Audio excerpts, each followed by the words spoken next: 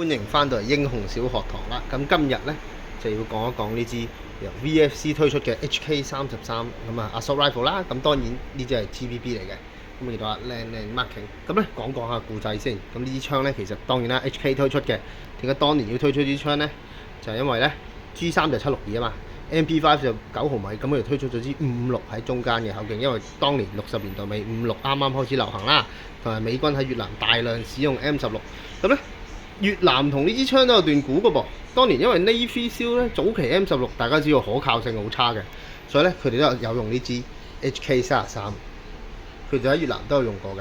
咁啊當然佢哋有隻40 round 嘅長彈夾啦，就好長。咁 VFC 今次都係做翻30 round 嘅彈夾，最正咧就係鋁合金彈夾。咁啊，落場又夠輕，氣化又夠好，同埋重點係打完會自己落錘嘅，唔係好似 MP5 咁嘅狀態。咁啊，做翻仿真啦。咁下身啦都做翻0125嘅 marking 早期型。咁尾托呢度咧都係做翻啦。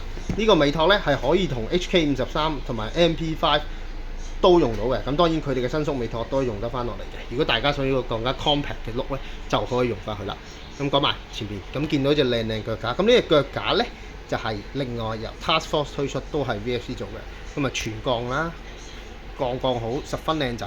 睇埋個輕架啦，輕架今次都有做翻呢啲比較早期嘅物，做得十分靚仔。同埋 Cocking Tube 見到都係鋼嘅。咁啊耐用性程度咧係冇問題㗎啦。咁啊順便睇埋另外一邊啦。咁另外一邊都有靚 marking， 同埋咧今次咧火控都係左鋼輕馬鋼絲瓦。咁咧耐用度都係大提升㗎啦，唔會出現斷取嘅問題，打得落嚟。咁咧做得十分靚仔嘅，大家有興趣就快過嚟啦。